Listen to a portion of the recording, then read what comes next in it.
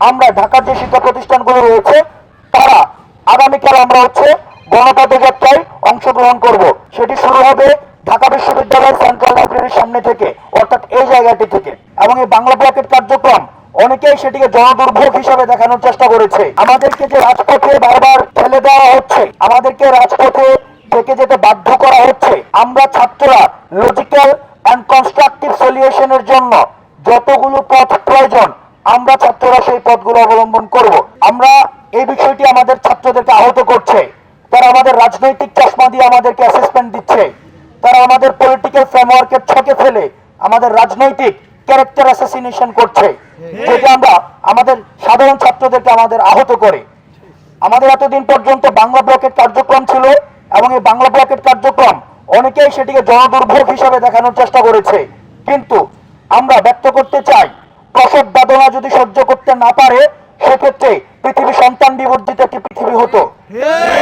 আমরা পৃথিবীতে সুস্থ সন্তান জন্মদানের জন্য সাময়িক প্রসব বেদনা সহ্য করতে হয়। আমাদের যে ক্লাস ধর্মঘট যেটি চলছে সেটির পাশাপাশি আগামীকাল আমাদের কর্মসূচি থাকবে গণপ্রজাতন্ত্রী বাংলাদেশ সরকারের জাতীয় সংসদে জরুরি অধিবেশন ডেকে সরকারি সকল চাকরিতে, সকল গ্রেডের সকল চাকরিতে কোটার যৌক্তিক সংস্কারের লক্ষ্যে মহামান্য রাষ্ট্রপতি বরাবর স্মারকলিপি প্রদান এবং গণপদযাত্রা। এই কার্যক্রমটিতে অংশগ্রহণ করবে ঢাকা সহ, ঢাকা বিশ্ববিদ্যালয় সহ জগন্নাথ বিশ্ববিদ্যালয়, সাত কলেজ, ঢাকা কলেজ, শেরেবাংলা কৃষি বিশ্ববিদ্যালয় সহ ঢাকার আশেপাশে ঢাকাস্থ যে বিশ্ববিদ্যালয়গুলো রয়েছে, আমরা ঢাকার যে শিক্ষা প্রতিষ্ঠানগুলো রয়েছে তারা আগামীকাল আমরা গণপদযাত্রায় অংশগ্রহণ করব এবং সেটি সকাল 11টায়। সকাল 11টায় গণপদযাত্রা এবং রাষ্ট্রপতি বরাবর স্মারকলিপি প্রদান। সকাল 11টায় আমাদের এই গণপদযাত্রা এবং স্মারকলিপি রাষ্ট্রপতি বরাবর সেটি শুরু হবে ঢাকা বিশ্ববিদ্যালয়ের সেন্ট্রাল লাইব্রেরির সামনে থেকে, অর্থাৎ এই জায়গাটি থেকে। আমাদের এই কর্মসূচির পাশাপাশি সারা বাংলাদেশের অন্যান্য যত শিক্ষা প্রতিষ্ঠান রয়েছে সকল শিক্ষা প্রতিষ্ঠান নিজ নিজ জেলা প্রশাসকের কার্যালয় বরাবর গণপদযাত্রা করে জেলা প্রশাসকের মাধ্যমে মহামান্য রাষ্ট্রপতি বরাবর স্মারকলিপি প্রদান করবেন।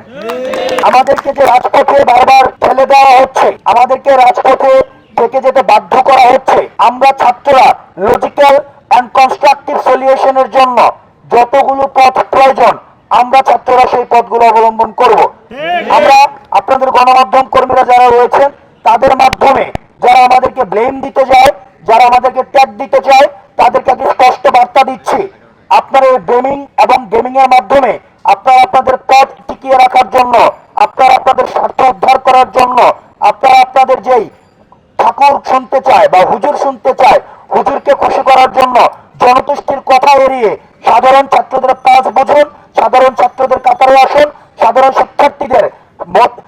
শিক্ষার্থীদের মতের প্রতিফলন ঘটিয়ে আমাদের দাবির সাথে একাত্মতা করে আমরা চাই আপনারা কোয়াশনের পরিবর্তে এন্টারটেইনমেন্টের পথ বেছে নেবেন, সাপ্রেশনের পরিবর্তে সলিউশনের পথ বেছে